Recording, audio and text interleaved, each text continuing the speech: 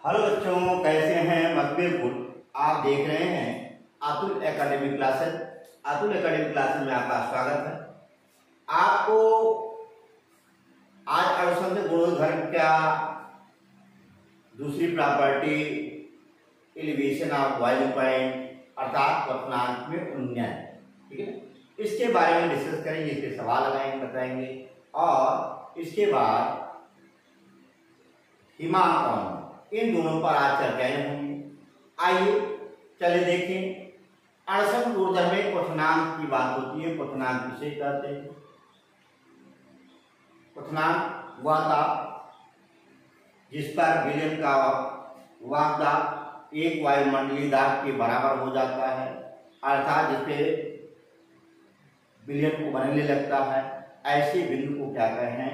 क्वथन बिंदु कहते हैं और इसी घटना को क्वथनांक कहते हैं। तो क्वथनांक का बात हुआ, क्वथनांक उन्नयन की बात हुई है। उन्नयन का मतलब क्या होता? ऊपर नयन, यानी कि वृद्धि, ठीक है। आप देखिए क्वथनांक उन्नयन में होता क्या है। जैसे कोई शुद्ध विलायक है, अगर कोई शुद्ध विलायक है, यहाँ पर क्या क्या है? पेवर सॉल्वेंट है, यानी शुद्ध विलायक, ठीक है। आप इसे वाष्प उष्मा दे रहे हो, ये कोई विलायक है, इसमें आप क्या कर रहे हो? उष्मा दे रहे हो। तो जैसे इसका वाष्प दाब एक वायुमंडलीय दाब के बराबर हो जाएगा, विलयन उबलने लगे, ठीक, वह क्वथनांक बिंदु होने लगेगा। लेकिन जब इस शुद्ध विलायक में हम कोई अवाष्पशील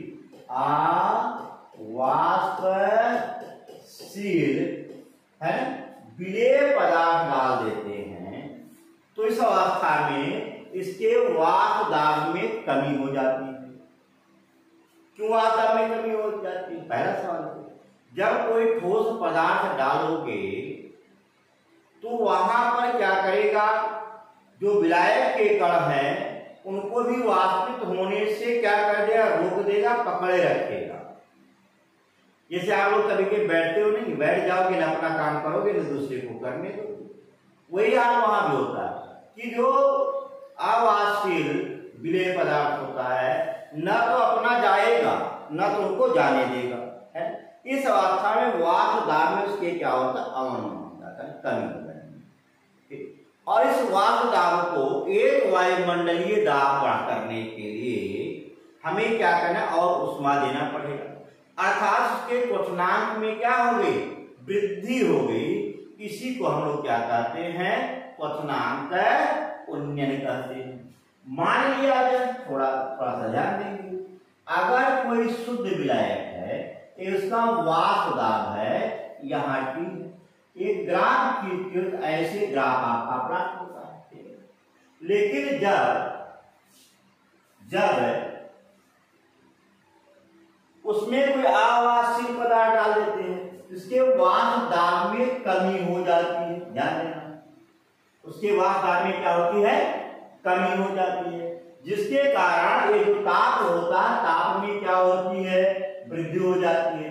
मान लो यहां पर देखो, ऐसी से मिला दो कि वाष्प दाब एक, यहां जैसे मान लिया जाए ताप आपका T1, यहां तक जब दोबारा जब इसमें अवाष्पशील पदार्थ मिलाते हो, यहां पर आप देखोगे जब शुद्ध विलायक था तो पहले ही उबल गया, पहले ही क्वथनांक इसका आ गया।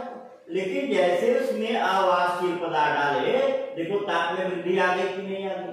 यही जो ताप में वृद्धि होती है, डेल्टा टीबी बोलते हैं, इक्वल टू आपका क्या होगा? T2 माइनस क्या होता है? T1। आप देखिए डेल्टा टीबी बराबर T2 माइनस क्या होता है? T1 होता है, ठीक है। आप इसी को ध्यान दिए रखिएगा, ठीक है ना? आया? इस पर अगर आपसे ग्राफ प्लॉट करके पूछ लेता, तब पर भी आप इसे बना लोगे, ठीक है। तो ये क्वथनांक उन्नयन है, delta TB minus delta TB बराबर T2 माइनस T1, ठीक है। T1 क्या है? शुद्ध विलायक का क्वथनांक। और T2 क्या है? T2 क्या है? विलयन का क्वथनांक। ये शुद्ध विलायक का क्वथनांक है। यहां पर लिखिएगा जहां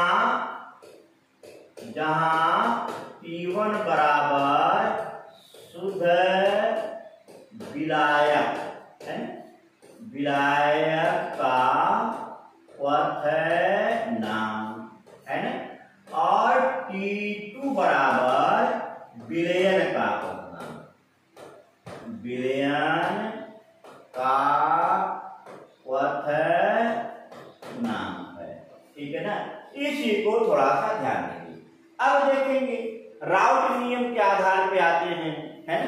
वाष्प दाब का जो आपेक्षिक त्वरण होता है विलय के मोल प्रभाव के बराबर होता है। ये भी तो वाष्प दाब पर भी डिपेंड है भाई। जिसे क्वथनांक बढ़ रहा है, देखिए वाष्प दाब घट रहा है शुद्ध विलायक की तरह में, इस शुद्ध विलायक में कोई आवासीय पदार्थ डालने पर तो क्वथनांक में वृद्धि हो रही है कि नहीं हो रही है भाई? दोनों में रिलेशन है ना। यहीं पर भी आप बोलोगे इस प्रकार से, आप देखोगे जो क्वथनांक में उन्नयन होता है डेल्टा टीबी प्रोपोर्शनल आपका क्या है, मोललता, मोललता। अर्थात यहां पर जो क्वथनांक उन्नयन है ये मोललता के क्या होता है, समानुपाती होता है। कंफर्म हुआ?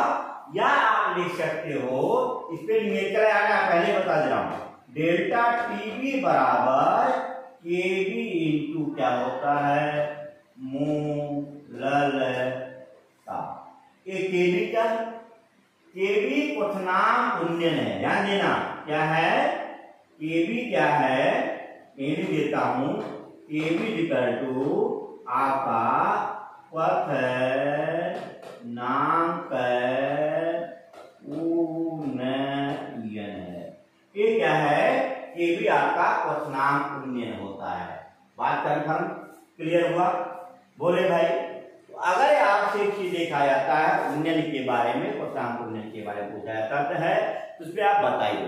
ठीक है, अगला देखो मोललता होता है विलय का ग्राम में भार, भट्टे अनुभार, भट्टे विलय का भार किलोग्राम में। हाँ एक चीज देखेंगे, अगर क्वथनांक उन्नयन दिया है और मोलल उन्नयन स्थिरांक दिया है, क्वथनांक उन्नयन क्या है, स्थिरांक लिखेंगे। क्या लिखेंगे? स्थिरांक है, जहां के भी क्वथनांक उन्नयन स्थिरांक है। ठीक, अब देखेंगे यहां पर इसका जो मात्रक होता है ना, डिग्री सेंटीग्रेड प्रति मोलल या केल्विन प्रति मोलल में होता है, डिग्री सेंटीग्रेड मोलल प्रति मोलल। इसका क्या होता है? यूनिट होता है। अब मोललता की बात होती है, आप देखोगे डेल्टा टीबी बराबर केबी। मोललता बराबर होता है क्या? विलय का ग्राम में भार बटे विलय का भार बटे विलायक का भार किलोग्राम में। या ऐसा लिख सकते हो, डेल्टा टीबी बराबर 1000 केबी इंटू स्मॉल डब्ल्यू है ना, बटे यन इंटू कैपिटल डब्ल्यू। यहाँ स्मॉल डब्ल्यू क्या है? विलय का ग्राम में भार है। ये क्या है? आप देखो विलय का ग्राम में भार है, और ये क्या है? विलय का अणु भार है। विलय का क्या है? अणु भार है। और ये क्या है? विलायक का भार है ग्राम में। विलायक का ग्राम में क्या है? क्या भार है। ये चीज ध्यान देंगे। ठीक है ना, आया? और केबी आपको मालूम है क्या है, क्या नहीं बात है। हाँ एक चीज जरूर ध्यान देंगे, अगर यहाँ पर मोलर उन्नयन स्थिरांक दिया है तब तो 1000, अगर यहाँ पर कुछ है, यहाँ पर क्वथनांक उन्नयन स्थिरांक दिया है तब 1000 का प्रयोग करिएगा। यदि कहीं मोलर उन्नयन स्थिरांक दिया है याद रखिए क्या दिया हो, मोलल उन्नयन स्थिरांक। क्या है, उन्नयन स्थिरांक अगर कहीं लिख दिया केबी के स्थान पे, यहां क्या होता है, डिग्री सेंटीग्रेड प्रति 100 ग्राम। ये ध्यान दें, यानी कि जहां ए कहा जा रहा है वहां पर आप क्या करोगे, 100 से गुणा करोगे। 100 गुणे केबी इंटू स्मॉल डब्ल्यू बटे small M into capital W. इसी पर देखेंगे आप लोगों के क्या होते हैं, न्यूमेरिकल होते हैं। ठीक है, बात सुनाया कि नहीं आया। अब इसी पर क्या करते हैं, न्यूमेरिकल लेते हैं। देखेंगे इसकी जो विधि होती है लैंडसबर्ग विधि द्वारा हम लोग इसके क्या करेंगे, क्वेश्चन ज्ञात करते हैं। क्वेश्चन भी नीट में पूछा गया लैंडसबर्ग क्या विधि क्या होता है, तो आप इसकी से लैंडसबर्ग क्या ज्ञात करते हैं, तो याद रखिएगा लैंडसबर्ग विधि द्वारा है क्वेश्चनांक उन्नयन का निर्धारण करते हैं। क्योंकि आपके बोर्ड परीक्षा में लैंडसबर्ग विधि आएगा नहीं, जब भी आएगा तो फिर न्यूमेरिकल ही आएगा, या हो सकता है अलग अलग परिभाषा भी आप लोगों से पूछ सकता है। बात करना क्लियर हुआ, आगे बढ़ो। अब इस पर हम लोग क्या करते हैं, कुछ न्यूमेरिकल करते हैं। न्यूमेरिकल पे थोड़ा सा ध्यान देंगे, और मैंने आपसे पहले बताया हूं कि जब भी आएगा तो न्यूमेरिकल आएगा। ठीक है, जैसे एक क्वेश्चन दे रहा हूं, ये बोर्ड परीक्षा में आ भी चुका है कि 12 ग्राम ग्लूकोज को 100 ग्राम जल में घोलने पर क्वथनांक में उन्नयन में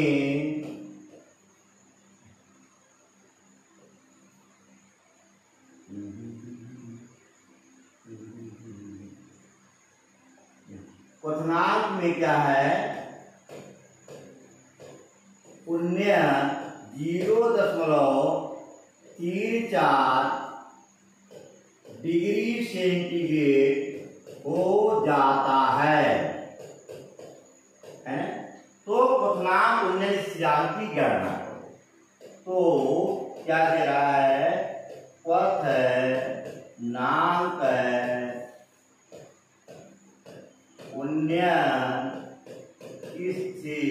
स्थिरांक की क्या करो, गणना करो। अब सवाल ये होता है गणना कैसे करेंगे, ये बोर्ड का सवाल भी आता है, ये बोर्ड में क्वेश्चन आ चुका है, इस पर ध्यान देंगे। अब देखो पहला चीज हम जो चीज दिया उसे नोट करते हैं, फिर इसके बाद कैलकुलेशन करते हैं, और फिर हम लोग क्या करते हैं, मान निकालते। ठीक है, जैसे देखो पहले क्या जो कम मात्रा होता है विलय होता है, अधिक मात्रा विलय होता है। तो हम पहले लिखेंगे क्या, जो दिया है ऐसे लिखिएगा, बोर्ड परीक्षा में भी दिया है। ठीक है ना, लिखिएगा विलय का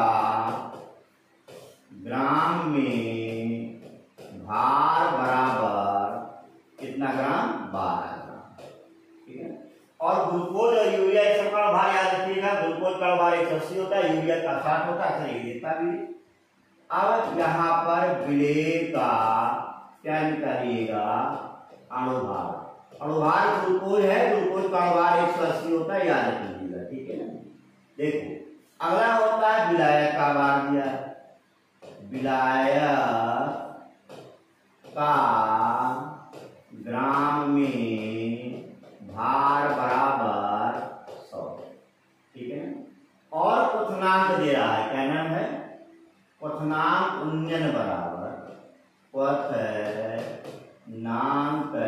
क्या दे रहा है, उन्नयन बराबर 0.34 डिग्री सेंटीग्रेड। क्या है, 34 डिग्री सेंटीग्रेड। ठीक है, और पूछ क्या रहा है, क्वथनांक उन्नयन स्थिरांक, क्वथनांक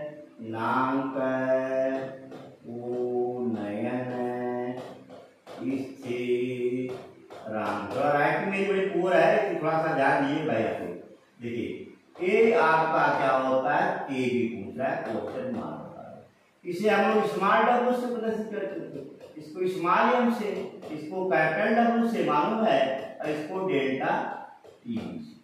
अब सूत्र तुम्हारे पास है, क्या सूत्र? डेल्टा टीबी बराबर 1000 क्यों लोगे?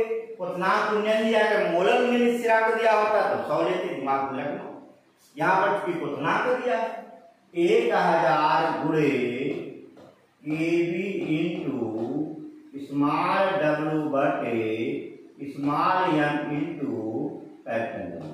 वैल्यू पुट करो, 1000 गुणे आपका स्मॉल डब्ल्यू केबी कितना दिया है, एक पूछ रहा है, ठीक है, इंटू आपका जो दिया है क्या, स्मॉल डब्ल्यू विलेय का ग्राम में भार दे रहा है 12 बटे विलेय का भार 180 बट इंटू विलायक का भार आपका दिया है 100 है, इक्वल टू 0.3 का।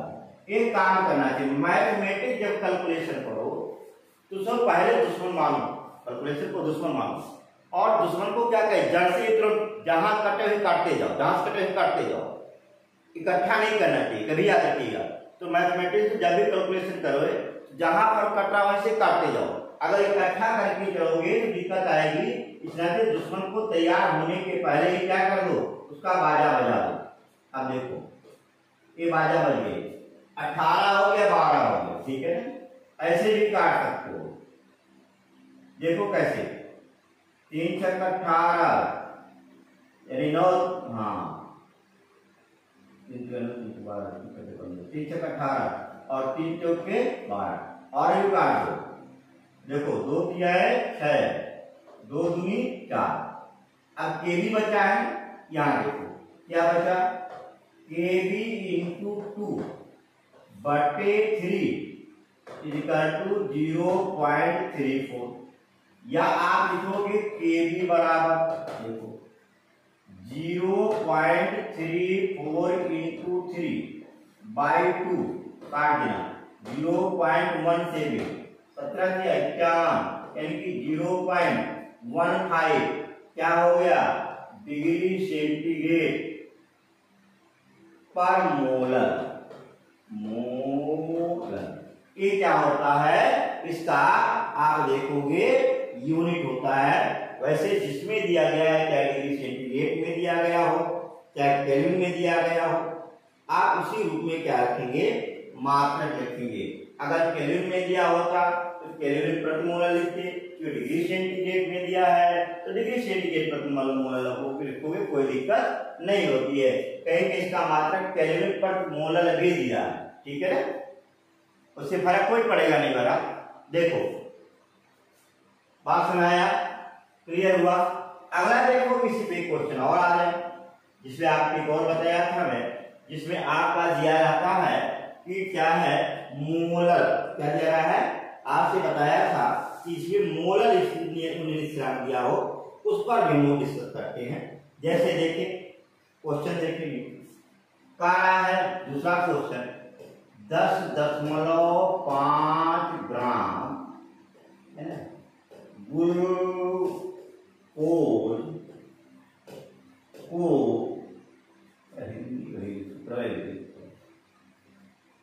देखो क्या है, ग्लूकोज को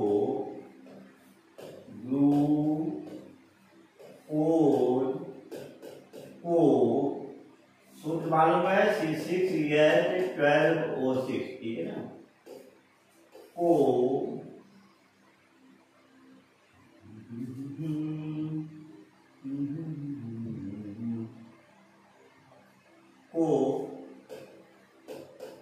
240 ग्राम क्या है, जल में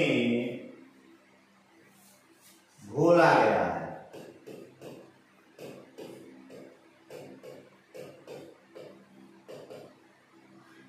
ठीक है ना, जल का क्वथनांक यहां पर क्या करा है, घोला गया है। आप लिखोगे जल का पथ नाप 0.13 डिग्री सेंटीग्रेड जल का पथनांक 0.13 डिग्री सेंटीग्रेड बढ़ जाता है। क्या होता है? बढ़ जाता है। तो आणविक उन्नयन स्थिरांक की गणना करो। अब देखो यहाँ पर मैंने क्या है, आणविक दिया है ना, सारे वहां पर थोड़ा सा गलती बोल गए। आणविक देखो, अगर वहां पर मोलर उन्नयन स्थिरांक दिया है मोलर उन्नयन स्थिरांक में 1000, अगर आणविक उन्नयन स्थिरांक दिया हो तो 100 वैल्यू पुट करते हैं। ध्यान दिए रखिएगा, क्या है, आणविक उन्नयन स्थिरांक दिया हो तो क्या करते हैं, 100 वैल्यू। आणविक क्या है, उन्नयन स्थिरांक की क्या करें, गणना करें। अब देखोगे, अगर आणविक उन्नयन स्थिरांक दिया है, ठीक है ना, मोलर उन्नयन स्थिरांक में 1000 और आणविक उन्नयन स्थिरांक में, शायद थोड़ा सा बीच में गलती हुई थी बोलने में, शायद आणविक उन्नयन स्थिरांक अगर दिया 100 और मोलर उन्नयन स्थिरांक दिया है 1000 की क्या करते हैं, वैल्यू पुट करते हैं। अब देखो जो चीज दिया वो लिखते जाइएगा। यहाँ आणविक उन्नयन स्थिरांक है, ध्यान देना। अब पहले जो लिखा उस पर याद लिखिएगा। क्या लिखेंगे, विलेय का ग्राम में भार स्मॉल W बराबर 10.5, ठीक है।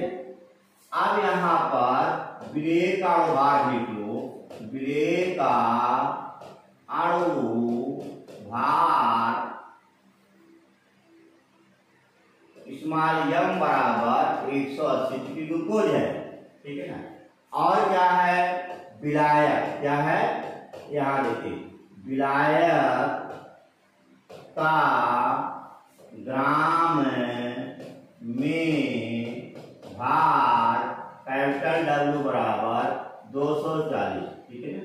और आपका दिया है डेल्टा TB बराबर 0.13 और पूछ रहा है KB, ठीक। सूत्र वही आपको मालूम है, डेल्टा TB बराबर, क्योंकि देखो आणविक उन्नयन स्थिरांक दिया है, ध्यान देना, ये क्या दिया है, आणविक। अगर आणविक उन्नयन स्थिरांक दिया है 100 वैल्यू पुट करेंगे, और मोलर उन्नयन स्थिरांक दिया है या पथनांक उन्नयन स्थिरांक दिया है, जो भी है, उस अवस्था में क्या करते हैं, 1000 वैल्यू रखते हैं। तो एक ध्यान दिए कानूनी में, तो आप लिखोगे क्या, 100 गुणे KB इंटू स्मॉल w बटे small m into capital W। Value put करो, 0.13 बराबर 100 गुणे KB का मान पूछ रहा है, KB इंटू स्मॉल w 10.5 बटे स्मॉल m 180 गुणे कितना दिया है, 240, ठीक है। अब इसमें जो कटने लायक है ही काट दो, जो भी कटने लायक वो काट देना चाहिए, ठीक है ना। जो कटने लायक उसे काट दिया जाए, और कुछ कटेगा, ये भी कट जाएगा। देखो 3 तिक्का 9, 3 पचे 15, 8 एक 24, 8 हो गया, ठीक है। और कुछ कटेगा, देखते हैं। अब देखोगे जो भी है, अब लिखेंगे KB बराबर 0.13 गुणे 8 गुणे 18 बटे 3.5, ठीक है ना। अब इसी को क्या करेंगे, कैलकुलेट कर लेते हैं। यहां से दशमलव हटा देते हैं, यहाँ पर हम लोग क्या करें, 0 बढ़ा दे, दशमलव हटा दे यहाँ से, और यहाँ पर 0 बढ़ा दे, ठीक है नहीं। ये दशमलव आपका क्या हो गया, हट गया, देखो यहाँ 0 बढ़ा दिया। अब काट कट जाएगा, 5 सते 35, और हुआ कितना 5 करने 5, 16 पंजे 80, 16 हो गया। अब तो शायद कटेगा नहीं कटेगा। अब इसी को कैलकुलेशन कर लेंगे। 0.13 गुणे 16 गुणे 18 बटे कितने के 7, ठीक है ना। अब गुणा भाग आपका काम होता है, इसी को कैलकुलेट कर लेंगे। जो आएगा वो आएगा क्या, डिग्री केल्विन या डिग्री सेंटीग्रेड, है ना, प्रति 100, डिग्री सेंटीग्रेड प्रति 100, यानी 100 पर पूछा जाता है। तो अगर आणविक कुंडली स्थिरांक दिया है तो हम लोग 100 पे निकालते हैं। अगर मोलर कुंडली स्थिरांक दिया है तो किस पर निकालते हैं, 1000 पर निकालते हैं। ये दिमाग में रखिएगा, शायद बोलते समय मैंने वहां पर मोलर बोल दिया था, बोला ये था आणविक, ठीक है ना, तो इसके लिए शायद ठीक। अगला देखेंगे, नेक्स्ट टॉपिक पर आते हैं। एक आध क्वेश्चन और करा दिया जाए, ये भी बोर्ड का क्वेश्चन ही है, ठीक है ना। आप उस पर भी थोड़ा सा ध्यान देंगे, जिसमें आप लोगों से अणुभार इत्यादि पूछता है। सवाल देखें आगे। देखिए सवाल क्या कर रहा है, एक आवासशील पदार्थ का 2.5 ग्राम, देखिए क्या बोला मैंने, हाँ उसमें सवाल है 2015 का क्वेश्चन भी है।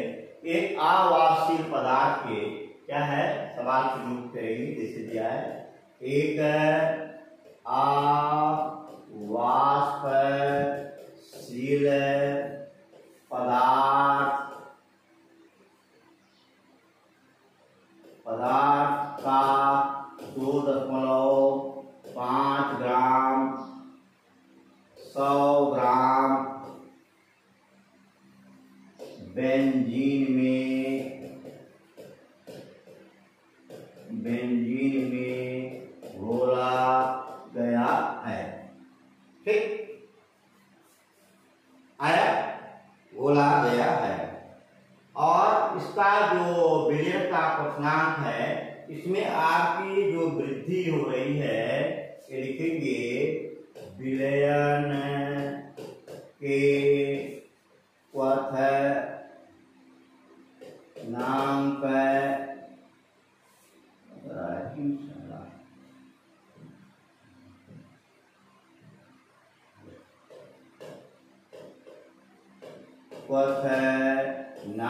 में 0.24 डिग्री सेंटीग्रेड की क्या होती है, वृद्धि हो जाती है। तो विलेय पदार्थ का अणुभार क्या है, तो विलेय पदार्थ का अणुभार ज्ञात करो। और इसमें जो केबी का मान बहरहाल दिया ही रहता है ना, जैसे केबी बराबर मान लो दे देता है, केबी बराबर 2.67 केल्विन पर मोलर, ठीक है मोलर। अब देखेंगे पहला चीज जो चीज दिया उसे लिखते हैं, क्या पूछ रहा है इसको लिखते हैं, फिर इसके बाद आगे बढ़ते हैं, ठीक है।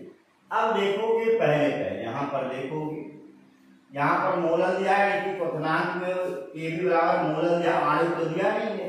जब मोलर दे दिया उन्होंने मोलर स्थिरांक दे दिया है, इसका मतलब क्या 1000 लगेगा।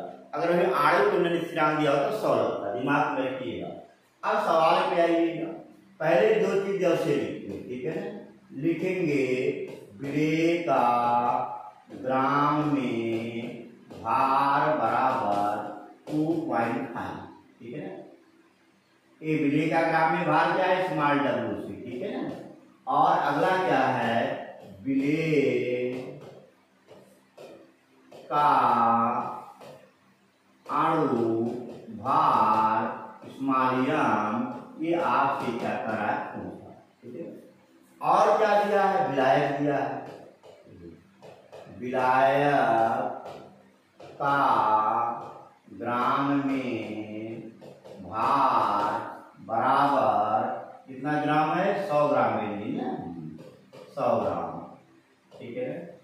और फिर आपका दिया है डेल्टा टीबी बराबर 0.24 और केबी बराबर 2.67। कितना चीज दिया? आपके पास फार्मूला है। अब यहाँ पर ये देखिए 100 प्रयोग करोगे 1000 प्रयोग करोगे, इस यूनिट से दिमाग करिएगा। अगर मोलर दिया केल्विन पर मोलर, डिग्री सेंटीग्रेड पर मोलर, तो कन्फर्म माना 1000 होगा। बिल्कुल करेक्ट में जो सूत्र लिखे हो डेल्टा टीबी बराबर 1000 केबी इंटू स्मॉल डब्ल्यू बटे स्मॉल एम इंटू कैपिटल। अब देखो अगर मोलर उन्हें स्थिरांक दिया तो 1000 रखिएगा, कहीं ग्राम आणु दिया होता, ग्राम उन्हें स्थिरांक है ना, आणु उन्हें स्थिरांक दिया होता, उस अवस्था में क्या करते 100 से बदलते। यहाँ पर 1000 का था 100 करते। तो चूंकि मोलर दिया है तो कोई दिक्कत नहीं, इसी पे आ जाएगा। जो मान जो जैसे दिया वैसे मान भर दो। देखो कि 0.24 करोगे बराबर क्या करोगे 1000 गुणे केबी का मान दिया है 2.67 गुणे स्मॉल डब्ल्यू का मान दिया है 2.5 ग्राम बटे स्मॉल एम पूछ रहा है इंटू कैपिटल डब्ल्यू दिया 100 ग्राम। ये 0 से 0 0 से 0 क्या कर दो कैंसिल। मैंने आपसे पहले बताया जो कैंसिल होने लायक हो वहीं से कैंसिल कर देना है। अब क्रॉस मल्टीप्लाई कर लो। यम बराबर 10 गुणे 2.67 गुणे 2.5 बटे 2.4। एक काम करें दशमलव यहीं से हटा दो, एक दशमलव यहाँ भी है, देखो एक दशमलव यहाँ भी। इन दोनों दशमलवों को मैं क्या कर दूं गायब कर दूं।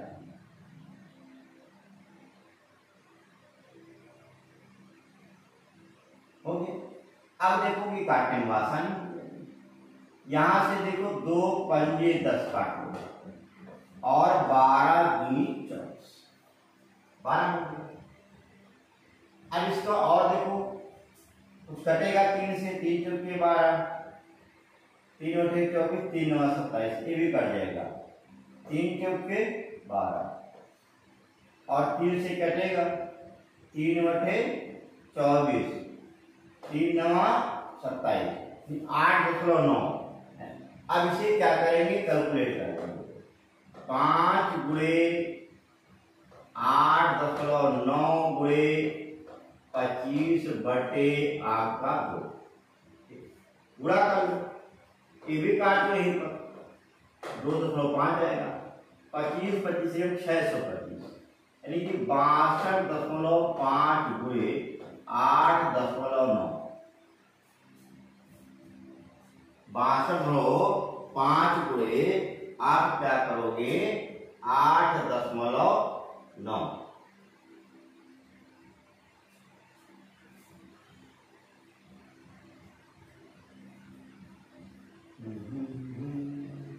अब देखो पूरा कर लें 62.5 गुणे 8.9, 9 पंजे 40, 9 में 18, 4 22, 9 छक 54, 54 2 56 हैं, 8 पंजे 40 और 8 दूनी 16, 4 20 और बच्चा कितना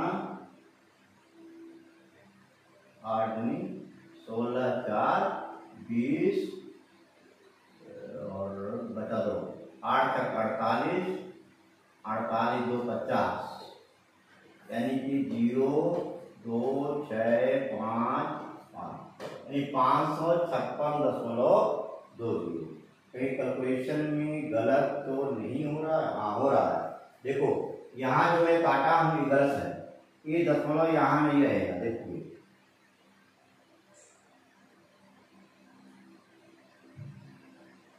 देखिए ये दशमलव यहाँ नहीं रहेगा, ये दशमलव यहाँ आएगा, यानी ये आपका दशमलव यहाँ आएगा, ये दशमलव ध्यान देंगे, ये दशमलव नहीं रहेगा, ये दशमलव यहाँ आएगा। ठीक है, इसी का अब वो चीज जो है ये आपका ये दशमलव है कहाँ जाएगा, ये दशमलव यहाँ नहीं रहेगा, ये दशमलव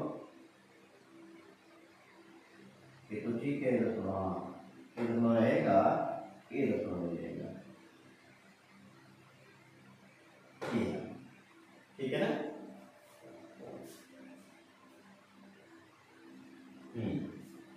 पॉइंट का कैलकुलेशन में थोड़ा सा ध्यान दीजिएगा, कहीं भी कैलकुलेशन में गड़बड़ी होगी तो क्वेश्चन पहला भी आने की संभावनाएं बिल्कुल नगण्य हो जाती हैं, ठीक है।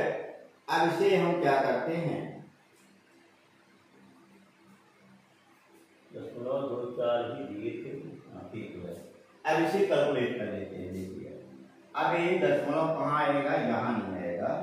ये कैलकुलेशन जो आपने किया, देखिए मिटा दे मिटा दे मिटा दे मिटा दे मिटा दे मिटा दे, यानी ये आपका क्या आएगा, बराबर 55.62 आया। ये आपका क्या हो गया, अणुभार निकल गया, ठीक है ना, आया। इस चीज को थोड़ा सा ध्यान देंगे और कैलकुलेशन करेंगे बाकायदे। इसमें से आप लोगों को न्यूमेरिकल ही आता है, दूसरा चीज आप इसमें से नहीं होता जाएगा। तब तक वीडियो देखते रहें, मस्त रहें और खुश रहें।